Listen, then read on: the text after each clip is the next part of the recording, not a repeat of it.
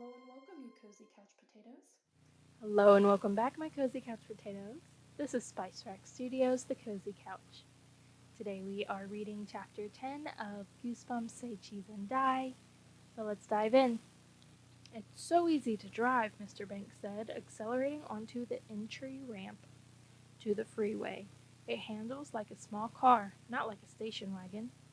Plenty of room back here, Dad, Terry said, scooting low in the back seat beside Greg, raising his knees to the back of the front seat. Hey, look! There's a drink holder that pulls out from the dash, Greg's mother exclaimed. That's neat. Awesome, Mom, Terry said sarcastically. Well, we never had a drink holder before, Mrs. Banks replied. She turned back to the two boys. Are your seatbelts buckled? Do they work properly? Yeah, they're okay, Terry replied. They checked them at the showroom before I took the car, Mr. Banks said, signaling to move into the left lane. A truck roared by, spitting a cloud of exhaust behind it. Greg stared out the front window. His door window was still covered by the new car sticker. Mr. Banks pulled off the freeway onto a nearly empty four-lane highway that curved toward the west.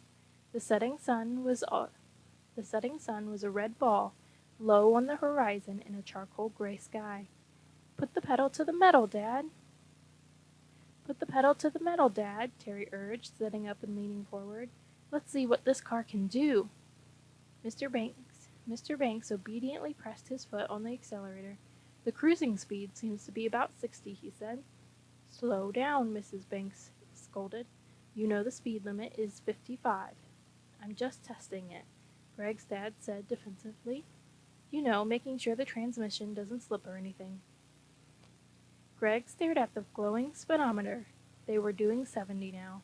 Slow down, I mean it, Mrs. Banks insisted. You're acting like a crazy teenager.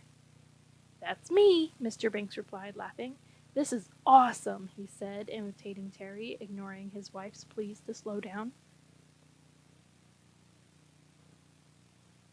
They roared past a couple of small cars in the right lane. Headlights of cars moving toward them were a bright white blur in the darkening evening. Hey, Greg, you've been awfully quiet, his mother said. You feeling okay? Well, he told you he kind of wasn't feeling okay, but you made him go on the trip.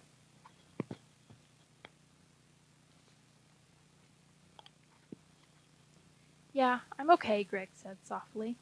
He wished his dad would slow down. He was doing 75 now.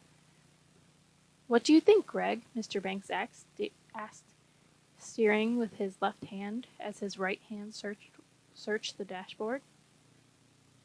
What do you think, Greg? Mr. Banks asked, steering with his left hand as his right hand searched the dashboard. Where's the light switch? I should turn on my headlights. Your headlights weren't on yet? The car's great, Greg replied, trying to sound enthusiastic, but he couldn't shake away the fear, couldn't get the photo of the mangled car out of his mind. Where's that stupid light switch?